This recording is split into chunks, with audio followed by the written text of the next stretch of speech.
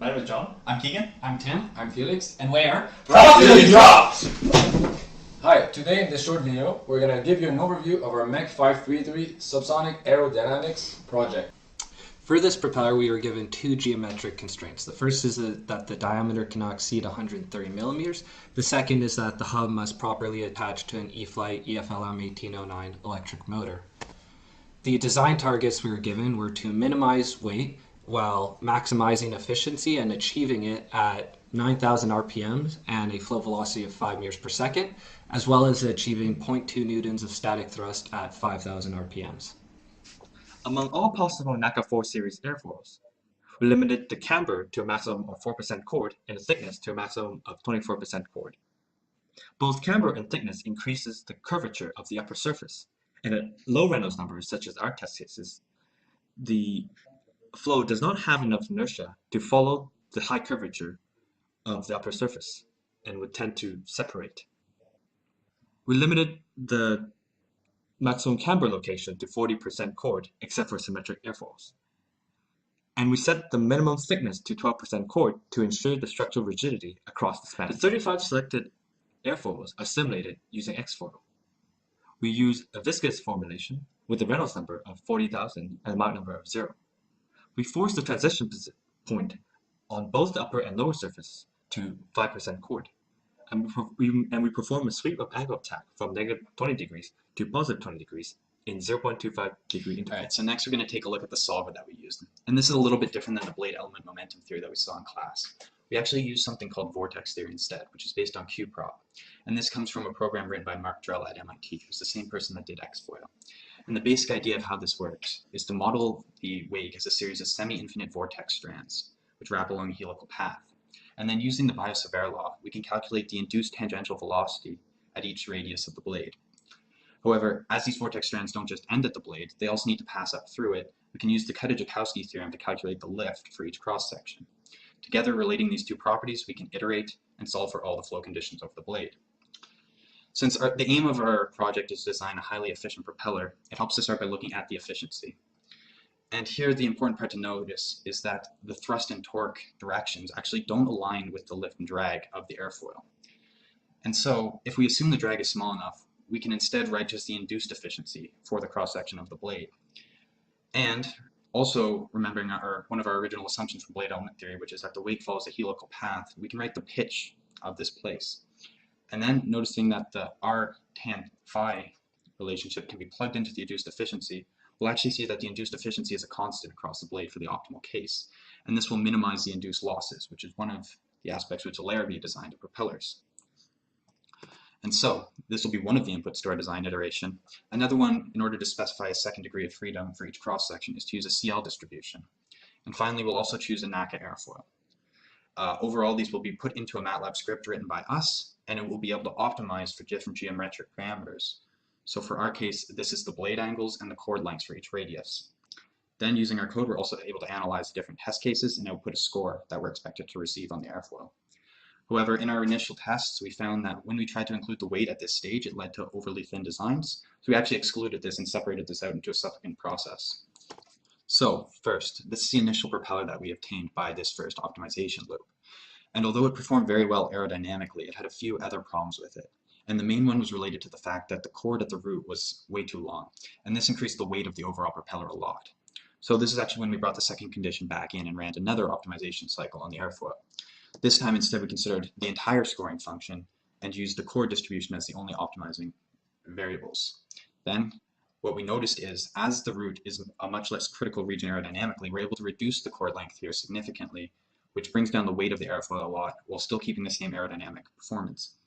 Here we actually see that near the tip, due to its higher speed, is the part which contributes the most to the thrust. When trying to reduce weight, one of the limiting factors tends to always be structural integrity. So in order to speed up the design process, we create a first-pass structural analysis code to integrate into the optimization sequence. And this code was based on a simple free body diagram of the forces acting on the propeller. Here's the final geometry outputted by the code. It gives us the beta distribution as well as the chord distribution and a grade of 2.32 out of a possible 5 for the aerodynamic aspect of the propeller. One of the design targets was to achieve maximum efficiency at 9,000 RPM and 5 meters per second. Now, as we can see from these graphs, is very close to that. But to be specific, if the RPM is fixed at 9,000, the maximum efficiency is achieved at 5.1 meters per second flow speed. If the flow velocity is fixed at 5 meters per second, the maximum efficiency is achieved at 8,800 RPM. The maximum efficiency achieved is 0.4114. One of the design targets was to achieve 0.2 newtons of static thrust at 5,000 RPMs. As we can see from the graph below, the design propeller actually only achieves 0.17 newtons of thrust at 5,000 RPMs. The propeller is printed using SLA printer, where a light-sensitive resin is selectively hardened by a laser. The laser has a layer resolution of 25 microns and a dot resolution of 140 microns. The propeller is printed upside down as seen in this animation. The automatic support placement software placed many supports along the trailing edge. After printing, as we're trying to remove supports from the trailing edge, we found that a snipping tool would cause enough vibration to break off pieces from the trailing edge.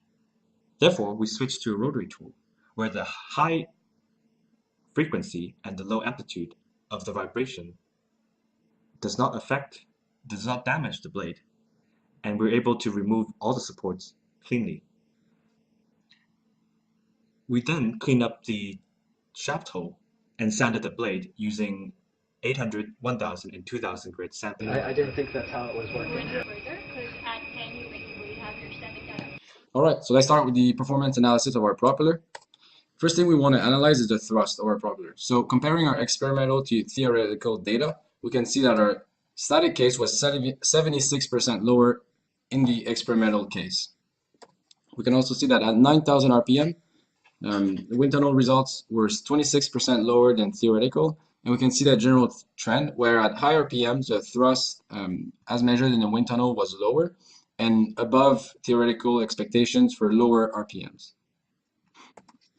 As for the efficiency, our peak efficiency as tested in the wind tunnel was 25% lower than in theory and was situated at 800 RPM below expectation. We can also see that at the lower part of the angular speed range, our efficiency as seen in the wind tunnel was above expectations.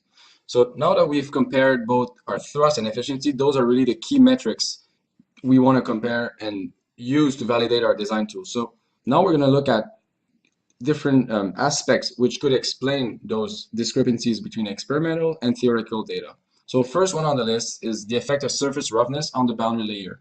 We know that the boundary layer is a major player into the airfoil performance. So we can imagine that although we did a lot of effort and time into making sure we had the best possible surface finish on our propeller, it could be a major aspect of discrepancy. Second is our rigid wake assumption. We assume that the wake downstream of the propeller was of a cylindrical shape. In reality, it's conical and could have effects on the velocities at the blade, which again could affect performance results. Third on the list is propeller vibrations. As we saw while testing in the wind tunnel, the blades of the propeller were vibrating quite aggressively. So this could again disrupt the boundary layer, and we all know how important that parameter is. And lastly, the way we've modeled the stall characteristics of our airfoil was using a cosine fit at the end of the linear range of the CL versus beta. So by doing it that way is a fairly simple approach, which has its advantages, but also does not capture very well the stall behavior. Thus, it could explain the high discrepancy in the static case. Finally, it's good to think about improvements where we could, gain some understanding and maybe find some ways to improve our design tool. So one thing would be to get a better knowledge of the flow structure around the blade. So by using PIV, particle image velocimetry, we could get an idea of the flow structure around the blade by precisely mapping its velocity of the particles. We could also do hot wire anemometer, and we could test the propeller in a yaw operating condition in order to test its stability in a real case scenario. Alrighty, thanks for watching. We hope you enjoyed the presentation of our propeller, how we went about designing it, testing it, which results we got from it, and what takeaways we take for future improvements. Thank you.